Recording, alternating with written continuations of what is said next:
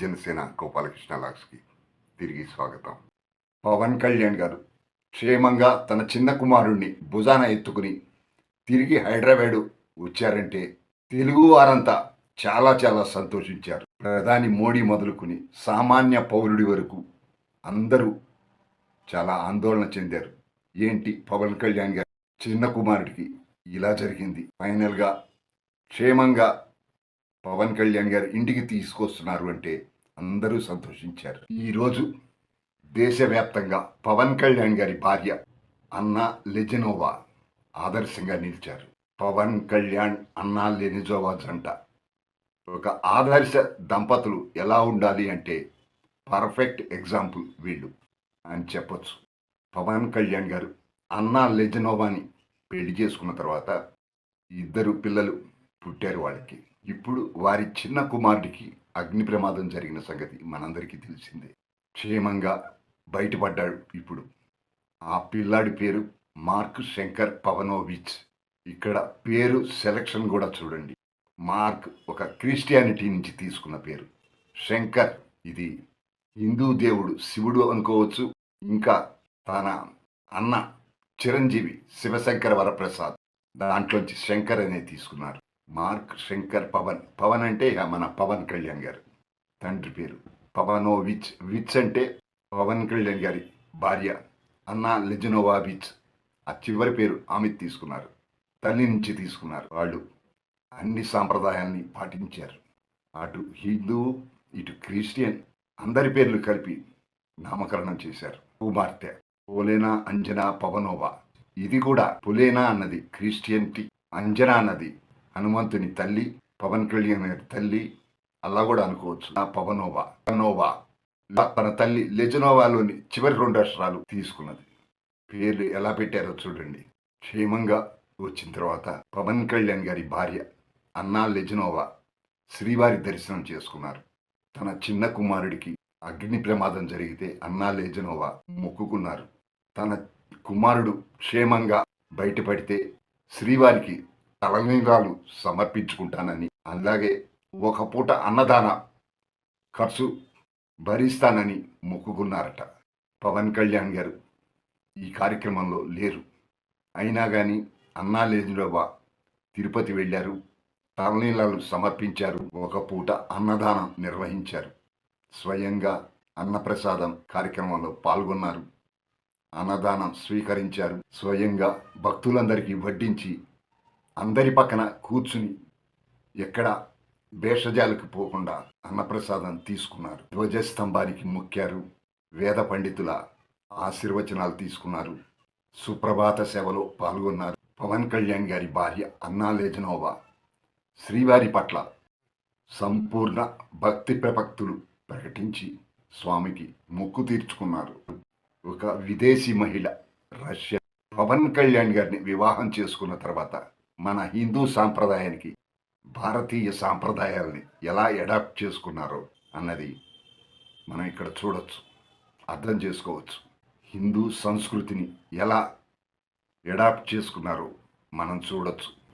జన్మతః ఆమె క్రిస్టియన్ అయినప్పటికీ ఇప్పుడు తన భర్త హిందువు కాబట్టి తిరుమలలో హిందూ సాంప్రదాయాన్ని పాటించారు.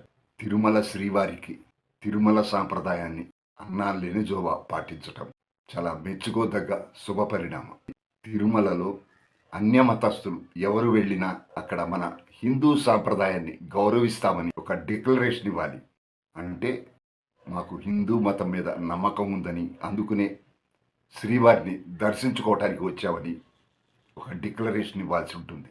ఇది కొత్త సాంప్రదాయం ఏం కాదు, ఎప్పటి నుంచో. ఇక జగన్మోహన్ రెడ్డి టైంలో అయితే ఆయన క్రిస్టియన్ కాబట్టి ఆయన కూడా డిక్లరేషన్ ఇవ్వాలి. ఆయన ముఖ్యమంత్రిగా ఉండి కూడా ఇవ్వకపోవటం అనేది పెద్ద దుమారం లేపింది. ఆదర్శంగా ఉండాల్సిన వాళ్ళు మీరే సాంప్రదాయాన్ని ఎలా కాలరాస్తారు అని చర్చ జరిగింది.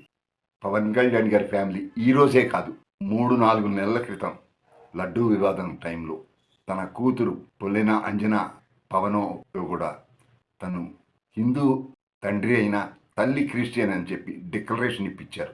పవన్ కళ్యాణ్ గారు హిందువే కాబట్టి ఆమె తను హిందూనే అని క్లెయిమ్ చేసుకోవచ్చు. కానీ ఆ రోజు కూడా పోలేనా అంజనాతో కూడా డిక్లరేషన్ ఇప్పించారు. పవన్ కళ్యాణ్ గారిని కొందరు కుహానా మేధావులు అంటూ ఉంటారు, సనాతన ధర్మం అని చెప్పి మీరు క్రిస్టియన్ అమ్మాయిని ఎలా పెళ్లి చేసుకున్నారు అని. వాళ్ళకి ఇదొక జవాబు. పవన్ కళ్యాణ్ గారు మొక్కుకుంటే అది పెద్ద వార్త అయ్యేది కాదు. ఇంకా సనాతన ధర్మాన్ని పబ్లిసిటీ కోసం మొక్కుకున్నాడనేవాళ్ళు. పవన్ కళ్యాణ్ గారి భార్య మొక్కుకుని తిరుమల సంస్కృతి సాంప్రదాయాలను గౌరవిస్తూ డిక్లరేషన్ ఇచ్చి ఇంప్రెస్ చేశారు అందరినీ. జన్మతః అన్యమనస్తస్తురాలు కాబట్టి డిక్లరేషన్ ఇచ్చింది. దర్శించుకోవటానికి ముందే నేను హిందూ మతాన్ని నమ్ముతున్నాను అని చెప్పి డిక్లరేషన్ ఇచ్చింది. ఇది చాలామందిని ఇంప్రెస్ చేసింది. దాని తర్వాత తలనీలాలు సమర్పించుకున్నారు. చూస్తూ ఉంటాం కదా, చాలామంది ఈ రోజుల్లో తలనీలాలు ఇచ్చుకోవాలంటే ఇబ్బందిగా ఫీల్ అవుతారు. తమ అందాన్ని ఎక్కడ ఇదవుతుందో అని ఏదో 3 కట్స్ వేయించుకుంటారు. గుండుతో బాగుండదు అనుకుంటారు. కానీ ఆమె అన్నా లెజినోవా అలా అనుకోలేదు.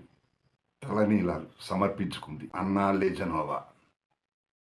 కానీ మన దేశంలో క్రిస్టియన్స్ దేవాలయాలకు వెళ్ళరు, ప్రసాదం ఇస్తే ఇక్కడ మన భారతదేశంలోనూ ఎందుకు ఇలా క్రిస్టియన్స్ ఆలోచిస్తున్నారో కానీ, నిన్నగాక మొన్న జరిగిన కుంభమేళాలో ఫారినర్స్ ఎంతమంది విజిట్ చేశారండి? ఎన్ని లక్షల మంది వేరు వేరు దేశాల నుంచి వచ్చి. వాళ్ళందరూ హిందువులేనా?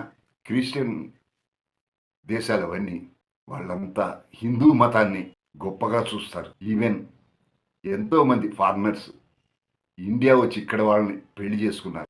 సంస్కృతి సాంప్రదాయాలు నచ్చి హిందూ మతం గొప్పతనం ఏంటని ఎంతోమంది వచ్చి చూసెడుతూ ఉంటారు, ఇక్కడ పర్యటిస్తూ ఉంటారు.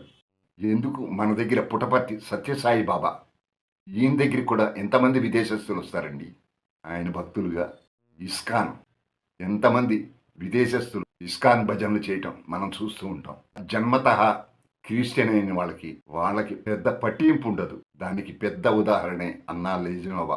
ఆమె తలనీళ్ళు హలిస్తే అందరూ షాక్. ఇక్కడ పుట్టి తర్వాత క్రిస్టియన్ మతం తీసుకున్న వాళ్ళకి ఎందుకో మేబీ వీళ్ళకి పాస్టర్లు అలా చెబుతారనుకుంటా, కన్వర్టెడ్ క్రిస్టియన్స్కి.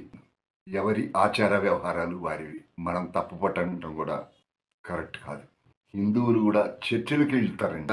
పవన్ కళ్యాణ్ గారి భార్య అన్నా లెజినోవా దర్శనం చేసుకున్న తర్వాత మార్క్ శంకర్ పవనోవిచ్ పేరు మీద ఒక పూట అన్నదానానికి ఖర్చు 17 లక్షలు డొనేట్ చేసి స్వయంగా తన చేతుల మీద అన్నప్రసాదాన్ని భక్తులకు పెట్టారు. సనాతన ధర్మాన్ని నమ్మటమే కాదు, పవన్ కళ్యాణ్ గారు ఒక్క రాజకీయ ప్రసంగాలకే పరిమితం కాకుండా తన భార్య అన్నా లెజినోవాతో కూడా ఆచరించి చూపించారు. చాలా గొప్ప విషయం కదండి. దానికంటే మించి ఆమె అడాప్ట్ చేసుకోవటం అన్నది ఇంకా గ్రేట్. తన కుమారుడు ప్రమాదంలో ఉంటే ఆమె మొక్కుకోవటం, తాను శ్రీవారికి మొక్కుకోవటం చాలా చాలా గొప్ప విషయం. పవన్ కళ్యాణ్ గారు మొక్కుకుంటే పెద్ద విషయం కాదు. అన్నా లెజినోవా ఈమె రష్యా నుంచి వచ్చి పవన్ కళ్యాణ్ గారిని పెళ్లి చేసుకుని ఇక్కడ మన దేశస్తురాలు కానప్పటికీ మన సాంప్రదాయాలకు అనుగుణంగా అన్నా లెజినోవా ఏదైతే ఇలా చేశారో, డిక్లరేషన్ ఇవ్వటం, తలనీలాలు ఇవ్వటం, స్వయంగా అన్నదానం చేయటం, తను కూడా అన్నప్రసాదం తినటం, ఇవన్నీ తెలుగు ప్రజల్ని ఆకర్షించాయి. ఒక ఆదర్శ దంపతులంటే ఇలా ఉండాలి అనిపించాయి. భర్త అడుగుజాడల్లో భార్య నడవాలి. మళ్ళీ ఇక్కడ స్త్రీవాదం తీసుకొస్తారేమో, అలా అర్థం చేసుకోకండి. పవన్ కళ్యాణ్ గారు భార్య ఇష్టాన్ని కూడా గౌరవించారు. దానికి చిన్న ఉదాహరణే తన కొడుక్కి మార్క్ శంకర్ పవనోవిచ్, తన కూతురికి పోలేనా అంజనా పవనోవో, 2 చోట్ల తన భార్య పిల్లలకి తల్లి పేరు కూడా యాడ్ చేశారు, కలిపి పెట్టారు. క్రిస్టియానిటీకి హిందూ మతానికి తన పిల్లల పేర్లలో ప్రయారిటీ ఇచ్చారు కదా సమంగా. కాబట్టి మనం అర్థం చేసుకోవాల్సింది అన్నా లెజినోవా కూడా ఇంపార్టెన్స్ ఇచ్చారు అని. మన కల్చర్ని, మన సంస్కృతిని మనం కాపాడుకుంటే, ఆచరిస్తే తప్పేమీ లేదు, ఇబ్బంది లేదు. ఇవన్నీ ఏం చెబుతాయంటే మనకి మన సంస్కృతిని మనం ఆచరిస్తే ఏ ఇబ్బంది ఉండదు. తిరుమలలో ఆచార వ్యవహారాలు ఇప్పుడు పెట్టినవి కాదు ఇవి. ఎప్పటి నుంచో ఒక సాంప్రదాయంగా కొనసాగుతూ వస్తున్నది. వాటిని పాటిస్తే తప్పేముందండి? ఒక డిక్లరేషన్ మీద సంతకం పెట్టి పాటిస్తే తప్పేముందండి? నష్టమేముంది? నాకు తెలిసి అబ్దుల్ కలాం, సోనియా గాంధీ, మన్మోహన్ సింగ్ వీరంతా సంతకాలు పెట్టారు డిక్లరేషన్ మీద. పవన్ కళ్యాణ్ గారు కేవలం సనాతన ధర్మం మాటలకే పరిమితం కాకుండా పవన్ కళ్యాణ్ దంపతులు ఆచరించి పాటిస్తారు అని అర్థం చేసుకోవాలి. ఈ సంఘటనతో అన్నా లెజనోవా పవన్ కళ్యాణ్ గారి అభిమానులే కాదు, హిందూ మతాన్ని ఆచరించేవాళ్ళు, హిందూ మతస్థులు అందరినీ ఆకర్షించారు అని చెప్పొచ్చు. చూశారు కదా ఫ్రెండ్స్, మీకు గనక ఈ వీడియో నచ్చినట్లయితే ఒక లైక్ చేయండి. అలాగే మీ అభిప్రాయాన్ని కూడా కామెంట్ చేయండి. సబ్స్క్రైబ్ చేసుకునేవారు, కొత్తగా చూస్తున్నవారు సబ్స్క్రైబ్ చేసుకోగలరు. Thank you subscribers. గోపాలకృష్ణ అంటే జై జనసేన, జై పవన్ కళ్యాణ్, జై హింద్.